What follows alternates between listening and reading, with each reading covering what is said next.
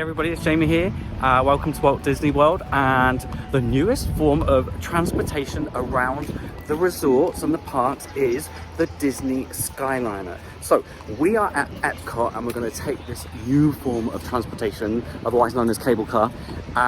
Going to show you the route, what they're like inside and the views. So come with me. The Disney Skyliner is a greener, faster way to travel around parts of the humongous Walt Disney World and an innovative way to transport guests between a number of resorts and two parks.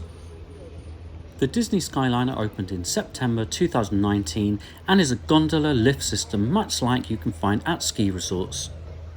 Each gondola cabin can hold up to 10 guests or up to 6 if there is a wheelchair or electric scooter.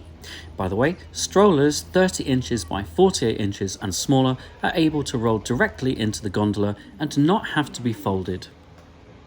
There are approximately 300 gondolas in the fleet, travelling at heights of 93 feet and reaching a cruising speed of 11 miles per hour.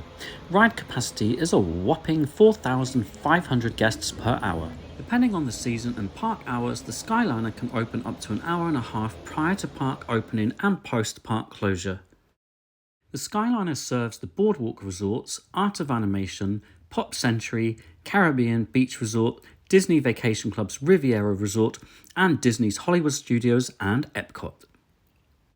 The lines for the Disney Skyliner are hubbed from a central terminus at Caribbean Beach Resort, so if you're staying at the Caribbean Beach Resort, you're in luck as you can head directly to either Hollywood Studios or Epcot.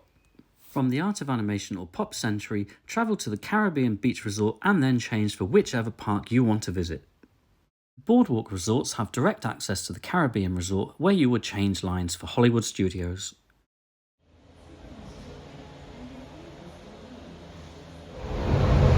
And here we go. Woohoo! It's like a ride in its own right. No lightning lane available for this one, thank goodness. So there you can see the line for the new Ratatouille ride, which is ridiculous. Look at the size of that line. I have to say though, it is an awesome ride. We were lucky because actually we got a lightning lane for it. And as much as I don't like lightning lanes, it worked very well for us on that occasion. So when the Skyliner was launched, it was actually quite controversial because people were wondering whether there'd be any AC in these little pods. And the answer was no. So, you know, Disney Twitter, etc. was like kicking off. What's it going to be like when it's really hot, etc. Well, today it is around 30 degrees and it's absolutely more than comfortable on board. You can see there are vents here where the air passes through. You can absolutely feel that air passing through and I think it's a comfortable temperature. Journey time for a one-way journey along the full route from Caribbean Beach Resort to Epcot is 11 minutes. A journey between Caribbean Beach and Riviera takes just 3 minutes, and the journey between Riviera and Epcot takes about 6 minutes. The journey time from the Caribbean Beach Resort to Hollywood Studios is just 5 minutes.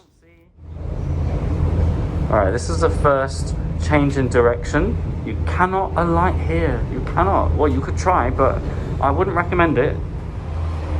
Right, and here we go again. Heading to Disney's Riviera Resort.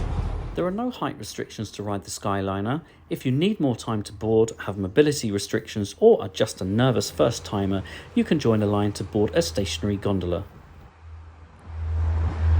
So up ahead is Disney's Riviera Resort, DVC Resort.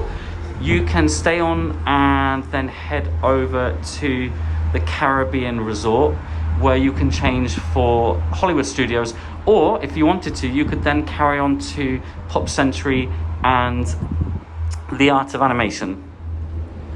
And down we go. I mean, that took all of 5 minutes, so this is a no-brainer.